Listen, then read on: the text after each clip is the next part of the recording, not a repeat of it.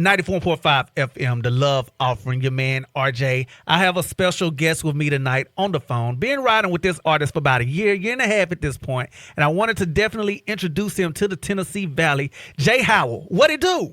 What up, man? Thank you for having me.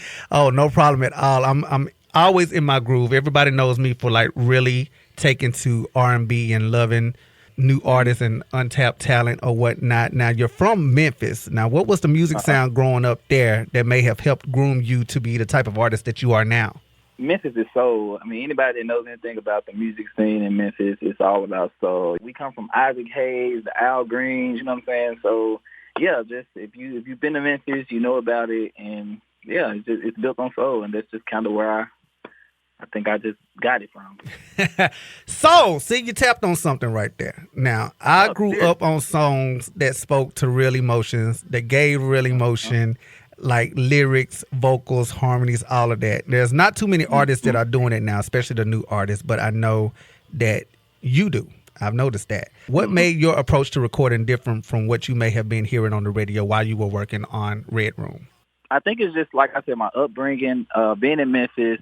Also, you know, my family, they were just heavily influenced, like, with soul music. And I grew up around a lot of blues, Johnny Taylor, listening to the Sir Charles Jones and, you know, all those different people. So I knew what it did for my mom. Like, I knew what it did for my family growing up. I remember, like, my mom cooking and playing certain songs. So when I hear them nowadays, like, it makes me remember, you know what I'm saying, my childhood. So right. I always said, like, you know, when I started making my music, I want to make that same impact. Like, I want to put real situations and my real feelings and, you know what I'm saying, real messages in the music. So when people listen to it, they remember what they were going through. They remember how they felt, who they were in love with at the time when they heard my music. Like, and, yeah, I just try to build my foundation out there to just make impact and make memories with my music. Okay, well, you definitely did that. Now, as a matter of fact, I mentioned RedRoom. That's the name of the album for my listeners who are unaware. Went over real well. Oh, yes. It went over real well with all the R&B lovers, like connecting you to a lot of music fans, like real music fans, for one. They're actually rushing you for the follow-up.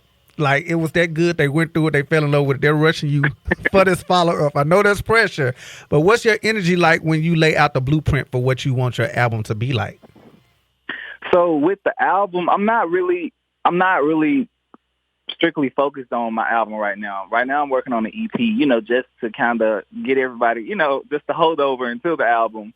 But with the album, I really just want to make sure I show my growth, and I also want to make sure that I show more of my versatile sides, and I'm not just, you know, just strictly R&B, which that's a great thing. I'm glad people, you know, took that from RedRoom, but, you know, I have way more sides, and I just really want to, you know, open up and be more vulnerable and just let people more into my world as well. But, yeah, it is a lot of pressure because, you know, I wasn't expecting people to gravitate towards it like that.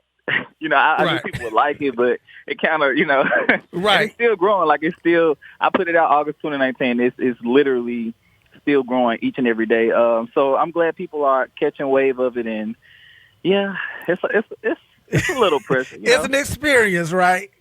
Yeah, for sure. Now, I can go on and on about my favorites, like RedRoom, like I played it to death, but I'm going to tell you. What are your favorites? Faithful, for one. Okay. Deserve. I'm gonna tell you, Deserve might be my favorite because I don't know what it is about the growling and the runs, and then Something About You. Of course, you just dropped that video not too long ago. So those like probably my top three from the joint. But the whole project is super solid for sure. How much of the RedRoom was based on real life versus other people's experiences that you may have been included in on? So it's a fair mix, and like even within like one song, it could be some of what I just write from all over. Like if a song doesn't have to like entirely pertain to me and my situations, but it's a fair mix. I definitely noticed that like the songs that were more personable to me, people gravitated towards the most. Like you just said, Deserve, Something About You, Faithful. Those songs were like super personable for me. Okay. I feel like, you know, it just hit different, and I put a little, I don't know, more emotional. So I don't know what. You felt it. I'm telling you, it's the growl. Yeah. Yeah, but everybody like literally gravitated towards that. So, you know, that's pretty dope. Okay. Now, as much as I love those songs, of course, you've been dropping more singles. I know Hard Days was a joint. You dropped before that. You dropped My Everything, which I think you said on social media that you had performed in the midst of Red Room and nobody paid attention to it. But then you dropped this pre-pandemic and we lost our mind. I'm gonna tell you. So yeah, so actually I wrote My Everything before I even finished Red Room. I wrote My Everything back in like 2018, I want to say 2017. Okay. And I ended up doing a showcase in Memphis, and I performed it for just, it was a smaller, intimate crowd. I performed it, and I posted a little video of the performance. Nobody cared about it. Nobody was like, it was like whatever. And then during quarantine, one of the people that was at that showcase in Memphis, she brought it up. She was like, "Hey, whatever happened to this song?" And she was trying to tell me, and I'm like, "I don't know what song she's talking about." She ended up being able to show me the video, and that's what made me go back to it. I was like, let me just vibe out to it, and I did that video, and I just posted it. It was just going to be a regular little quarantine post, just to keep momentum going, because nobody was doing nothing. I'm like, hey. And yeah, they just was like begging for it. And since then, it's literally probably one of my biggest streaming songs right now. It turned into something totally different. I'm not even mad about it. I played it on repeat like crazy. And I'm just like, I'm acting like I went through this. Like, that's how good the song was. I act like it was my experience. So, like, yeah, shouts out to you for that one.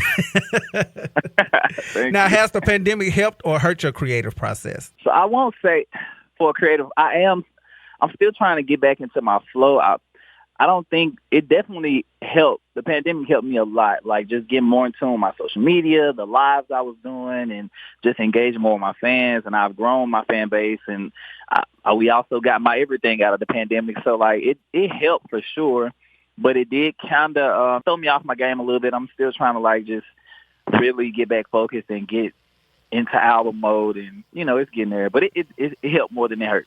Got you. Well, I'm interested to see what comes next, because I've been following you, like I said, since I heard the first single, and I'm just like, okay, who is this? Like, because it's we don't even hear singing like this much anymore. Yeah.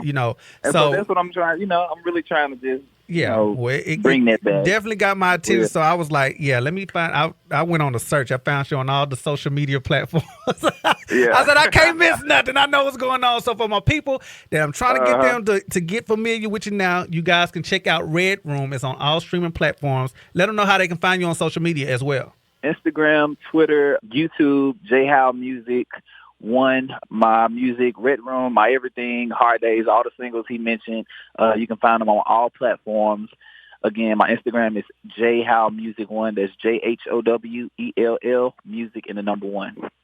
All right, brother. Well, we definitely going to keep our eyes on you. Good luck moving forward with everything. Like, I don't think you need much of it, but like I said, we know you're going to make it happen. I appreciate you taking the time to hit me up today. And hey, we're going to keep our eyes on you, brother. Okay? Yes, sir. Thank you for having me. All right, no problem. Be sure to follow my man on social media, of course. And if you need more information, you can head to our website for more information as well. Keep it loud right here. More on the way for you. 94.5 FM. So we out.